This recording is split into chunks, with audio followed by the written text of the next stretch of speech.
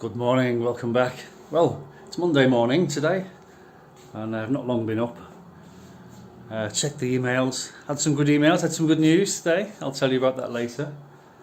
I'm in the den and this is where Ben's computer is, and Ben got my computer because he popped in for a visit last week and he was highly offended I'd put Flight Simulator on his computer because he had very little room left on his hard drive. It does take up a lot, the scenery files and that, but I've got an extra SSD hard drive in my computer down there.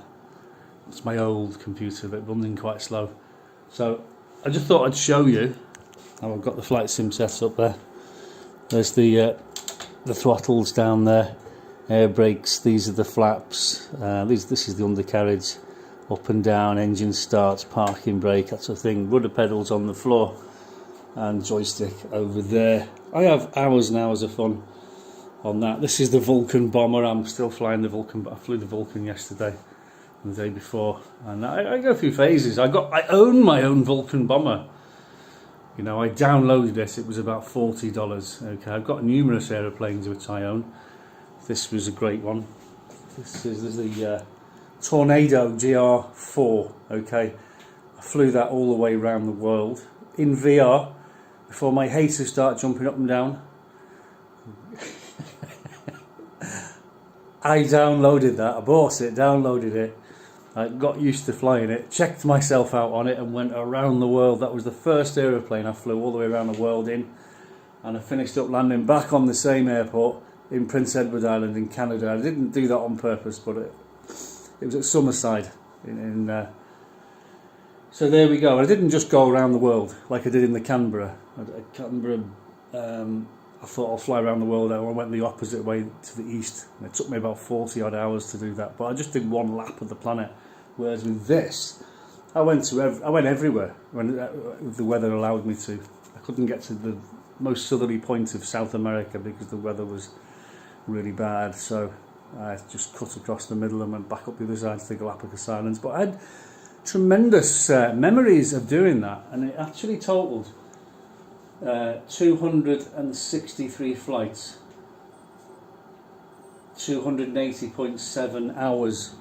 Okay, so I didn't really fly for more than an hour at a time, and a lot of it was terrain following, low level, with the terrain following radar on. That was brilliant. But my favourite aeroplanes at the moment, again, I own one, I own my own, I downloaded it, okay, the American AV-8, which is a McDonnell Douglas AV-8, which is American Marines, I think, use them the most, and because the Americans were so impressed with the Harrier that they said we want to build them under license, and they said yeah, okay, so they did the deal, and the Americans fixed everything that was wrong with the Harrier.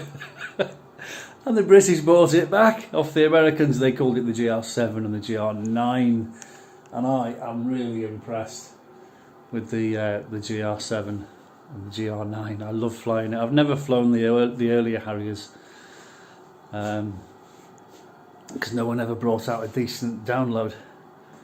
There were some, but they weren't very good. But the ones that I've got at the moment, that is definitely my favourite aeroplane at the moment, closely followed by the Tonka. And the Vulcan, I'm liking the Vulcan. And there's the trainer, the best trainer, the T-7A Red Hawk, Boeing again, Boeing Saab. Superb aeroplane to fly, it really is. I've got loads and loads of aeroplanes on the actual simulator. You can download loads of free ones, and I'm constantly downloading free ones and taking them for a whiz and thinking I don't like that. Or I think, oh, that's alright, but when you get into jets, flying fast jets, you just don't want to go back to flying slow things because they take ages to get there.